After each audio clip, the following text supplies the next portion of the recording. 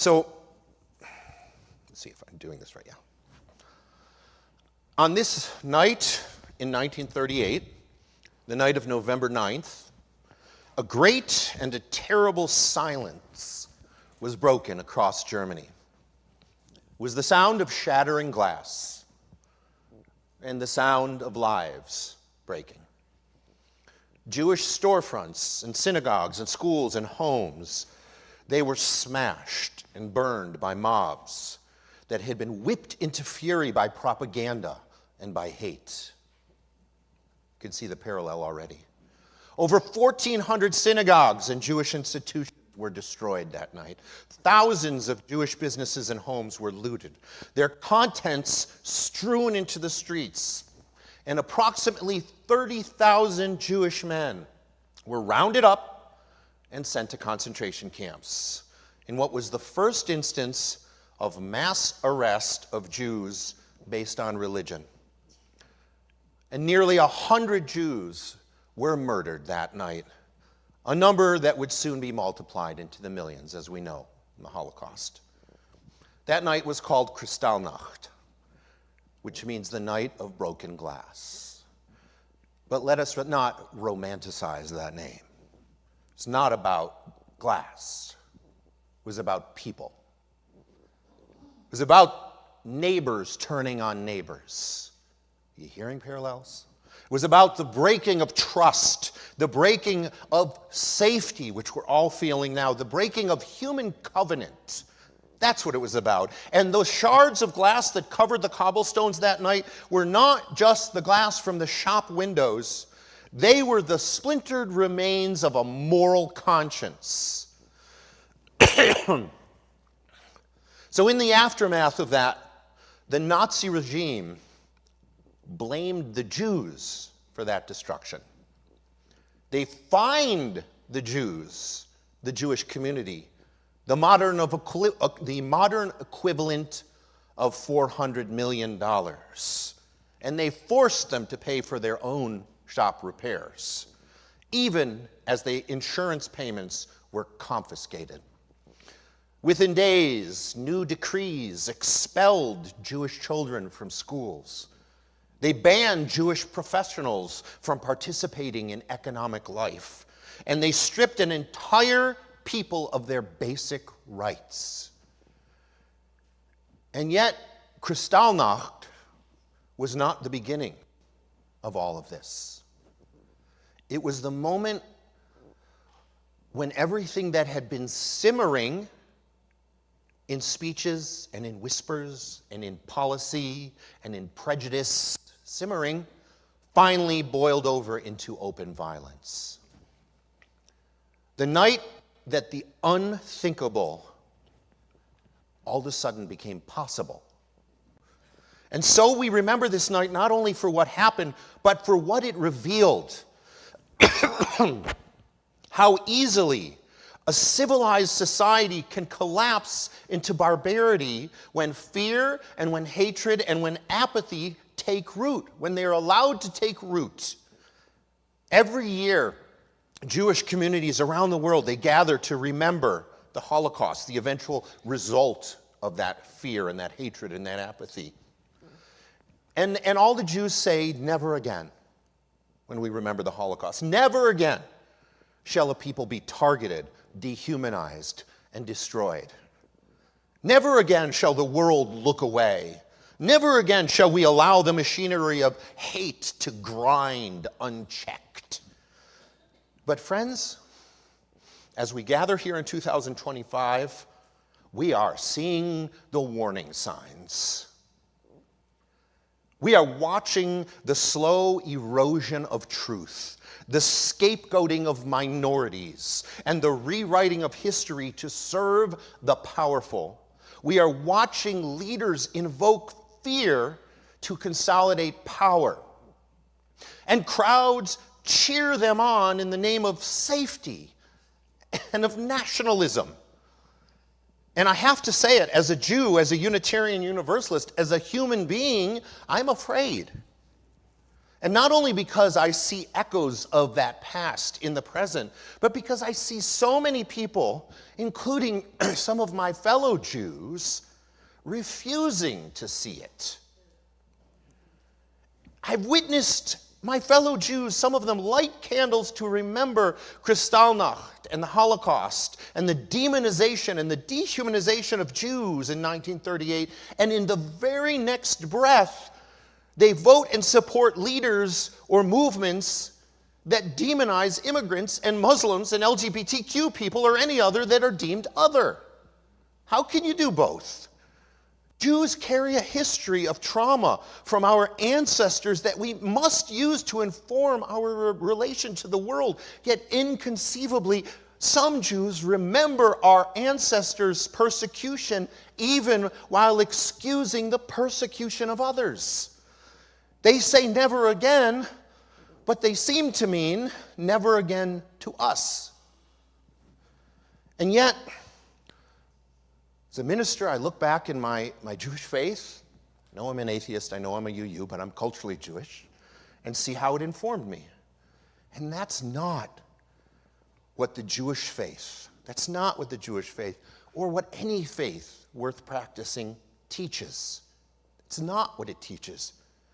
So the word zachor, the Hebrew command to remember, zachor is to remember, appears nearly 200 times in the Torah, which is the Hebrew Bible. And Zachor tells us to remember many things, to remember the Sabbath, to remember the Exodus from Egypt, to remember the covenant we made with our ancestors.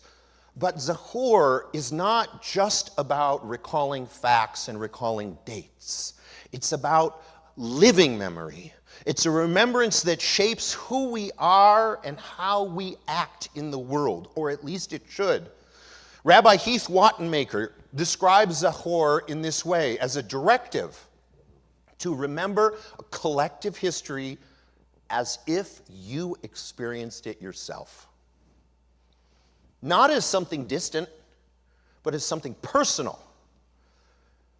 And they do that through ritual and through story. We are invited to stand in that history, to feel it, to learn from it, to transform because of it. That's why we gather in ritual, for that collective memory, to be present in our history. In other words, Zachor is moral imagination. It is empathy that is carried across time and across generations.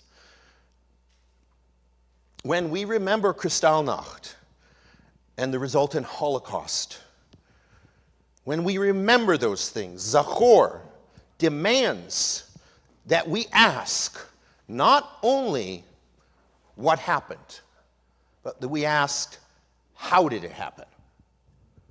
What conditions made it possible? What fears were manipulated? What lies were told and believed? Who stayed silent when the first windows were smashed? Now, the future is never a carbon copy of the past, but history does, in new incarnations, repeat itself. It rhymes, and we're hearing those rhymes. We see the repetition today in mass deportation of migrants, people rounded up, detained without due process, sent to our own concentration camps, Alligator, Alcatraz, and wherever, and treated as less than human. We hear rhetoric about protecting the real America from an invasion of outsiders, as though this land were not already built on the invasion of others. We watch as politicians call themselves strong men. These cowardly politicians call themselves strong men, saviors of some false purity and promising to restore a mythical past that never was. And we see people, many of them good, decent, wise, faithful people, fall for it again. So let us not be naive. History's descent into darkness never begins with the full-on Auschwitz, with the full-on concentration camps. It begins with words, with fear, with the slow normalization of cruelty. It begins with the decision to look away, to say, it's not my concern. We are dropping a lot of mugs here, but that's okay. No worries. We affirm that our faith, our Unitarian Universalist faith, calls us to remember, to resist, and to rebuild. We affirm that the past is not just a story we inherit to tell, it is a responsibility that we bear. And yet we are living in an age that works against this remembering. That's another reason why it's so hard. Because we live in an age, we live in a culture of noise, of clickbait headlines, of memes, of short videos, and endless feeds designed not to inform but to provoke. Our attention spans have become a commodity, bought and sold by those who profit from our outrage. And the more our attention is captured, the less capacity we have for deep reflection. We scroll and we swipe and we react, but we rarely pause long enough to ask, how did we get here? So the biblical call to Zachor is radically countercultural in this age, because it says, slow down, disconnect, remember who you are and what you are called to be. Zachor calls us back to sacred time, to sacred story, to sacred conscience. So how do we practice Zachor? Not only as Jews, but as Unitarian Universalists, as people of any and all faiths and no faith, as people of conscience. How do we practice it in a world that constantly tries to make us forget? So I'm going to give you some ways we can begin. You all know these ways, but it's good to repeat. First, try this. Take a Sabbath. Not a traditional Sabbath necessarily.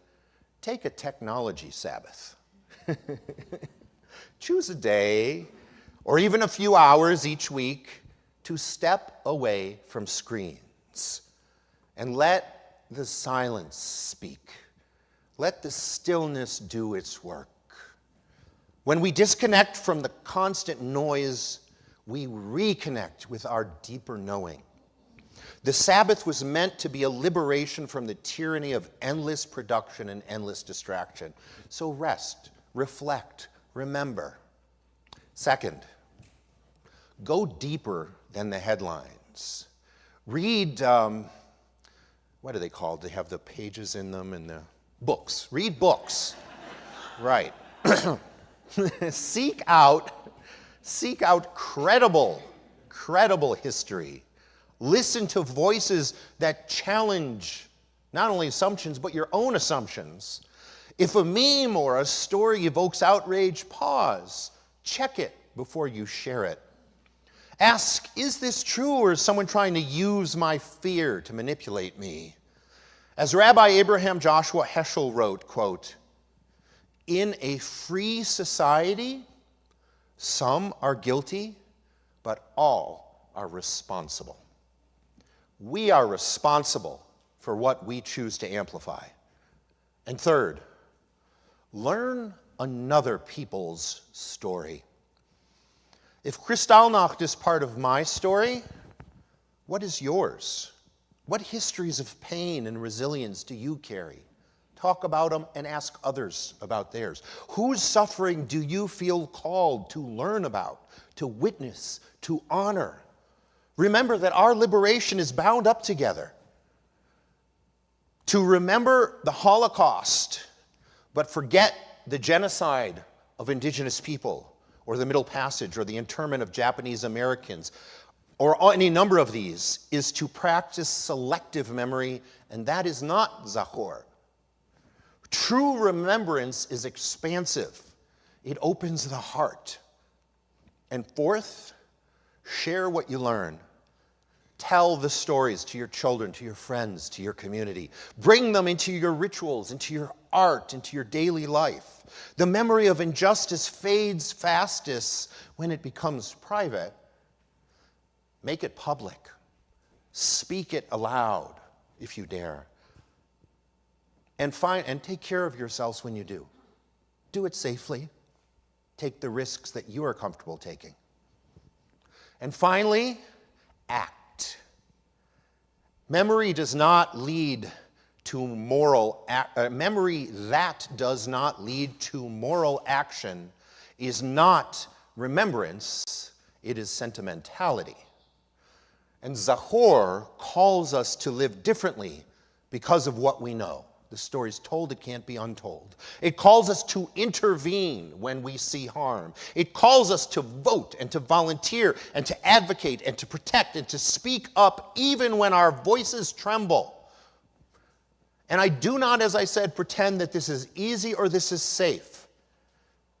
To live awake, or woke as they want to say, as we are, is exhausting in a world that encourages sleep. To hold your memory alive in your heart, it's painful oftentimes, but it's holy work. It is the work of that thing in the center of our values. It is the work of love. There is a story in Jewish tradition about a man who walks through this dark forest holding a single candle. And the wind keeps blowing it out, the candle. And each time he lights it again, and he lights it again, much like we did it with our chalice last week. And someone asks, why bother? You can't light the whole forest. And he replies, no, but I can light my way, and maybe someone will see and light theirs too. That is what we are called to do, to keep lighting the candle of memory, the chalice of memory, to keep lighting the chalice of justice, to keep lighting the chalice of compassion in a world that is growing cold. In Hebrew, that work is called tikkun olam, the repair of the world. You've probably heard that phrase. In every act of truth-telling, in every gesture of solidarity, and every refusal to hate, we will see not only the reflection of our past, but the promise of our future. Friends, today's commemoration of Kristallnacht is not just about Jews or Germans or history books. It's about all of us, about what kind of people we choose to be now that the next storm is upon us. It is about whether we will remember what every human being is made of sacred light. And that the breaking of one is the breaking of all. The lesson of Kristallnacht the rest of the lessons of Kristallnacht call to us across time: remember, resist, rebuild. Do not let the glass of another's life be shattered while you stand by in silence. Do not let the shards of truth be swept away by the broom of denial. Do not forget what can happen when good people decide to wait and see. The German Jewish poet Heinrich Heine once wrote, "Where they burn books, they will in the end burn people."